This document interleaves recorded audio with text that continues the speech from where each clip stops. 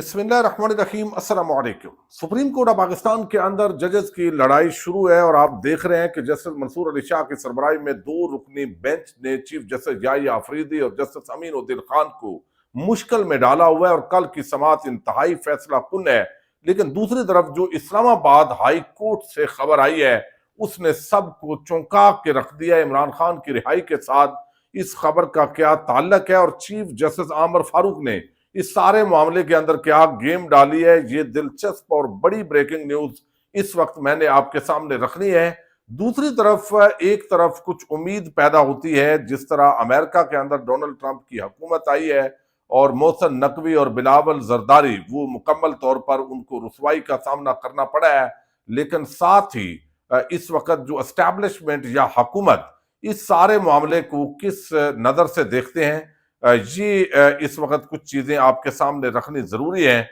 और तहरीक इंसाफ की जो बाहर बैठी हुई लीडरशिप है वो किस तरह इमरान खान का दिफा करने में नाकाम है और वो मरियम नवाज और नवाज शरीफ और शहबाज शरीफ के टोले के सामने मुकम्मल तौर पर बेबस नजर आती है। इस हवाले से बहुत ही आम किस्म की जो चीजें हैं वो मैं आपके सामने रखना जा रहा हूं। उम्मीद है वीडियो आप समाप्त करेंगे और हमेशा की तरह अपने कीमती फीडबैक से जरूर आगाह करेंगे। इस वक्त इमरान खान अगर जेल के अंदर है तो उसका एक बड़ा सबब एस्टैब्लिशमेंट के साथ उनकी मुखालफत है। बाकी फार्म 47 की हुकूमत से तो कोई खतरा नहीं है, लेकिन इसकी एक बड़ी जिम्मेदार तहरीक इंसाफ की जो लीडरशिप है वो भी है। ये बात मैं इसलिए कर रहा हूं कि आप कुछ चीजें हम हमेशा बजाय इसके कि एक ऐसी बात करें जिसके अंदर वाह वाह ज्यादा मिले, लेकिन चंद एक जो हकायक है वो हमें देखने की जरूरत है। इमरान खान देखिए जेर अताब है, अडयाला जेल में बंद है, पाकिस्तानी कौम के लिए कुर्बानी दे रहे हैं। लेकिन दूसरी तरफ इस वक्त 100 से जायद MPAs पंजाब असम्बली के अंदर मौजूद है। इसी तरह एक बड़ी तादाद वफाक के अंदर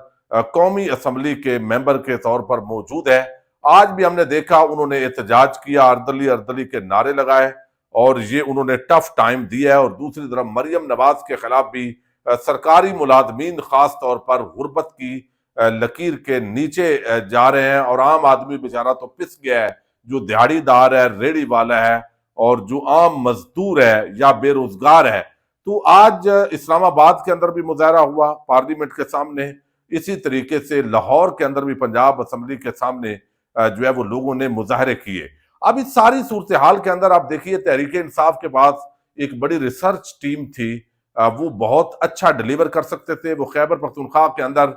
बैठ कर भी 5-6 लोग रख के ये सारा काम कर सकते हैं। लेकिन आप देखिए एक तरफ ये बात जरूर है कि इमरान खान की रिहाई के लिए मुजाहरे हुए, इमरान खान की रिहाई के लिए पॉलिसी स्टेटमेंट बनती है, इजलास होते हैं, लेकिन दूसरी तरफ ऐसे लगता है कि खैबर पख्तूनख्वा की हुकूमत जो है वो किस तरीके से डिलीवर कर रही है, उनका बजट कितना है, कौन कौन से उन्होंने इनकलाबी इकदाम किए हैं हेल्थ सेक्टर में, एजुकेशन सेक्टर के अंदर और मुख्तलिफ रोजगार की फराहमी के हवाले से उन्होंने क्या इकदाम किए। शायद पाकिस्तान के अंदर जो 99% से ज्यादा लोग हैं वो बता ही ना सके, चूंकि उनका इलेक्ट्रॉनिक मीडिया उनको कवरेज नहीं देता, डिजिटल मीडिया से वो बहुत दूर है, वैसे भी उनको शिकवा होता है। तो इस वक्त एक तो जो हुकूमती कारकर्दगी है, मरियम नवाज एक तरफ बेशक वो झूठी मूठी जाके रोजाना PR कंपनी बेशक उन्होंने हायर की हो जिस तरह दावा किया जाता है, या उसकी भी अभी तहकीक की जरूरत है, लेकिन वो जा रही है, रोजाना प्रोग्राम्स कर रही है, कुछ ना कुछ जो है वो बात करती हैं कि मैं यहाँ पे लैपटॉप दे रही हूँ, यहाँ पे वज़ाइफ दे रही हूँ। अगरचे वो सब एक मिली भगत और एक जाली किस्म के मंसूबे उनके नजर आ रहे हैं, लेकिन उनको इलेक्ट्रॉनिक मीडिया भी कवरेज दे रहा है, वो रोजाना ये डिलीवरी अपनी आवाम के सामने रख रहे हैं। दूसरी तरफ खैबर पख्तूनख्वा की हुकूमत है, गंडापुर सिर्फ उनका ये तासर के इस्लामाबाद की तरफ हमने लॉन्ग मार्च किया, हमने इमरान खान की रिहाई के लिए ये इकदाम किए, ये नाकाफी है। हुकूमती जो कारकर्दगी है वो अवाम के सामने आप देख लें वो मुकम्मल तौर पे नाकाम है। वफाक के अंदर आप देखिए कि शहबाज शरीफ इमरान खान की रिहाई का मामला या ये चीज जरूर उठाएं, ये तो एक जान है सारे इस बयानिए की, लेकिन शहबाज शरीफ की हुकूमत ने बजट कहां खर्च किया, किस मंसूबे को कितने पैसे दिए गए, کوئی کرپشن ہوئی نہیں ہوئی,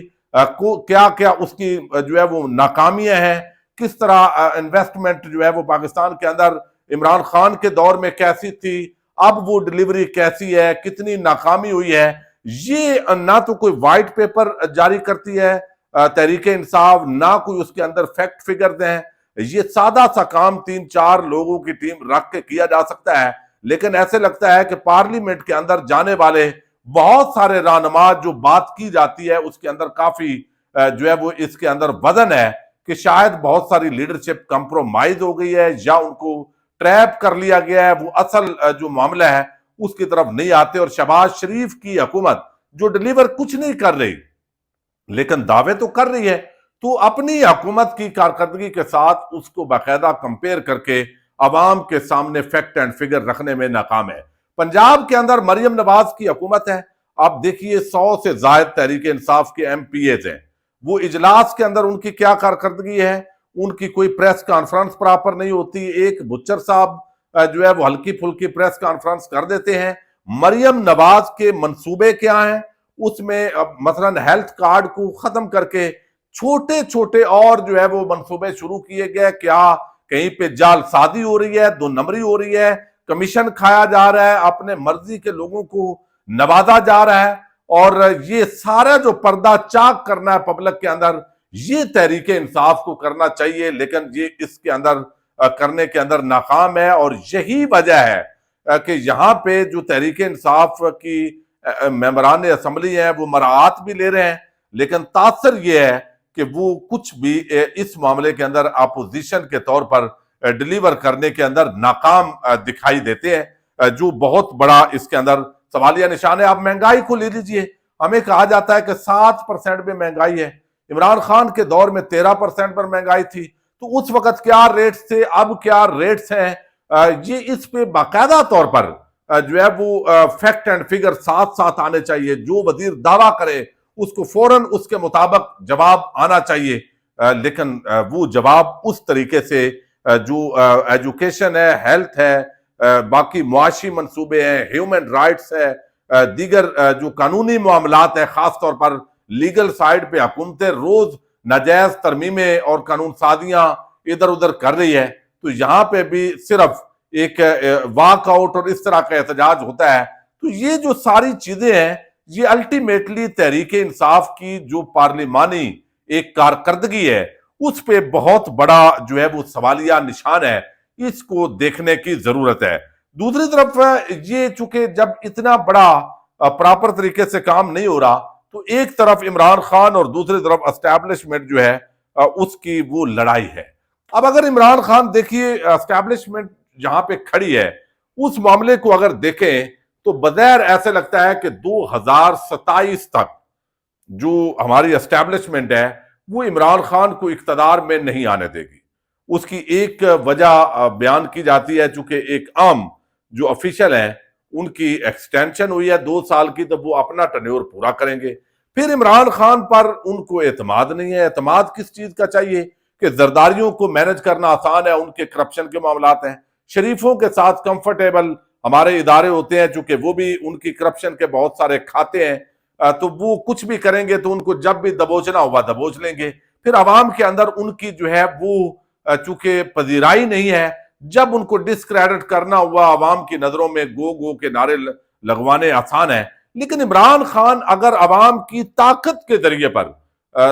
کے ذریعے سے اقتدار میں آتے ہیں اور کل کو وہ کسی کو سیک کر دیتے ہیں, وہ کسی کو عام عہدے سے ہٹا دیتے ہیں, یا وہ اپنی خارجہ پالیسی جو ان کا ایک آزاد ویژن ہے اس کے تحت آئیں گے, تو یہ جو 76-77 سالہ ایک بادشاہت ہے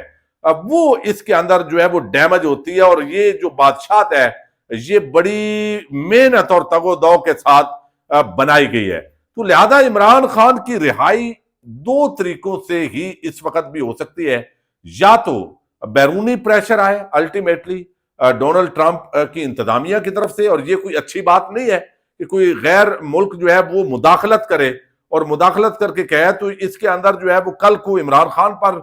بلیم آئے گا اس معاملے کا بھی. لیکن بہرحال جو بائیڈن کے ساتھ مل کے جو ٹرمپ کے حوالے سے کہا گیا, تو یا تو یہ معاملہ جو ہے وہ اس طریقے سے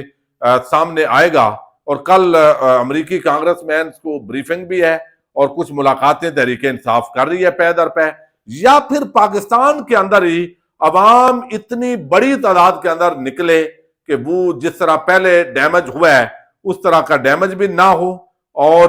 جو ہے وہ گھٹنے ٹیکنے پڑے۔ تو عوام کی اتنی بڑی تعداد اس خوف کی فضا کے اندر نکلنے کے لیے بھی تیار نہیں ہے۔ تو اس وجہ سے جو ہمارے طاقتور حلقے ہیں وہ شاید چاہیں گے کہ ہم گھسیٹ کے کسی طرح اس پورے سسٹم کو 2027 تک لے کر جائیں۔ 2027 کو بھی جو ہے وہ الیکشن جیسے متنازع ہوتے ہیں، اگر ہوتے ہیں تو میرا خیال ہے شاید پھر اس سے آگے گھسیٹنا ان کے لیے ممکن نہیں ہے، یا پھر عمران خان کوئی ڈیل کریں، ڈیل وہ کر نہیں رہے۔ تو یہ معاملات بظاہر اسی طرح جو ہے وہ آنے والے دنوں کے اندر بھی نظر آ رہے ہیں، اور اس کا ایک امپیکٹ ابھی آپ دیکھ رہے ہیں کہ سپریم کورٹ آف پاکستان میں ججز کی لڑائی جاری ہے۔ یعنی آپ دیکھیے تحریک انصاف کا جو پہلا فیز ہے اسٹیبلشمنٹ اور تحریک انصاف کی جو لڑائی کا، وہ عمران خان کو اقتدار سے علیحدہ کرنا تحریک عدم اعتماد کے ذریعے، ان کا سیکنڈ فیز پھر جو ہے وہ وہاں سے لے کر 9 مئی تک ہے، پھر 9 مئی سے لے کر 9 فروری کا جو سانحہ ہوا جس میں پاکستانی الیکشن پر ڈکیتی ڈالی گئی اور عمران خان پر اس سے پہلے قاتلانہ حملہ ہونا، یہ فیزز ہیں۔ اور اس کے بعد پھر فارم 47 کی حکومت کا یہ تسلسل، یہ اگلا مرحلہ ہے۔ اور اب جو ہے وہ امریکہ کے اندر حکومت کی تبدیلی کے بعد یہ فیز 5 ہے جس کے اندر تحریک انصاف اور اسٹیبلشمنٹ اب داخل ہو چکے ہیں اسی لڑائی کے ساتھ۔ تو اب یہاں پہ کمپنی یہی چلے گی، یہ اسٹیبلشمنٹ کا ایک واضح پیغام ہے جو ہم روز کڑچھوں چمچوں کے ذریعے وہ سنتے ہیں۔ قانون سازیاں بھی اسی پیرائے میں ہو رہی ہیں، سوشل میڈیا تحریک انصاف کا سمجھا جا رہا ہے اب بھی کہ اگر اس کو ہم کنٹرول کر لیں تو تحریک انصاف کو ہم بوتل کے اندر بند کر سکتے ہیں۔ اس کے لیے عمران خان قطعاً تیار نہیں ہے۔ لیکن اب آپ دیکھیے اسلام آباد ہائی کورٹ کے اندر یہ ہمیں توقع تھی اور یہ شنید تھا کہ جب نئے ججز کی اپوائنٹمنٹ ہوگی تو پھر القادر ٹرسٹ کیس کا فیصلہ سنایا جائے گا، اور اسی وجہ سے تاخیر ہو رہی ہے۔ یہ خدشہ درست ثابت ہوا ہے۔ اب آپ دیکھیں کہ چیف جسٹس ہے عامر فاروق، انہوں نے بینچ نمبر 10 کے اندر عمران خان کی توشہ خانہ 2 کیس کے اندر جو ضمانت پر ان کی رہائی کا کیس ہے اس کو لگا دیا ہے۔ اب یہ جج کون ہے؟ نیا جج راجہ انعام منہاس، اس کے سامنے یہ لگا دی گئی ہے۔ ابھی چند دن پہلے اس پہ جو ہے وہ ایک سماعت ہوئی اور اس کے اندر جو ہے راجہ انعام یہ جسٹس میاں گل حسن اور اورنگزیب نے اعتراضات دور کر کے اس جو ضمانت کا کیس تھا اس کو دوبارہ ہائی کورٹ میں مقرر کرنے کا حکم جاری کیا۔ اب یہ چیف جسٹس عامر فاروق آپ کو علم ہے کس طریقے سے اب وہ چلتے ہیں، تو انہوں نے جو نیا آنے والا جج ہے ہائی پروفائل کیس جو پہلے ہی سسٹم اتنا متنازع ہو چکا ہے کہ پتہ ہے کہ یہ ججز جو ہے وہ کیوں ان کو بھرتی کیا گیا ہے، اس کے پیچھے مقصد کیا ہے، جوڈیشل کمیشن اور اس کے اندر ایگزیکٹو کی اتھارٹی۔ لیکن اب یہ جو نئے جج ہیں راجہ انعام منہاس، ان کے سامنے عمران خان کا توشہ خانہ 2 کیس لگا دیا گیا ہے چیف جسٹس اسلام آباد ہائی کورٹ عامر فاروق کی طرف سے۔ عمران خان کی جو رہائی ہے اب اس کو ہم نے نہیں ہونے دینا، یہ ایک واضح طور پر تاثر دیا گیا ہے۔ یا تو یہ ہے کہ یہ جج صاحب ضمانت دیں گے تاکہ ان کی کریڈیبلٹی یہ اپنی بنا سکیں اس کیس کے اندر، چونکہ عمران خان آلریڈی سزا ہو چکی ہے ان کو، دوسرے کیس کے اندر اس کی اپیلیں وغیرہ آئیں گی، تو یا تو ان کے نعرے لگوانا جو ہے وہ مقصود ہے، یا پھر اس جج صاحب نے ضمانتیں ڈیلے کرتے جانی ہے اور کچھ ٹائم گین کریں گے۔ تو ان بہرحال دونوں صورتوں کے اندر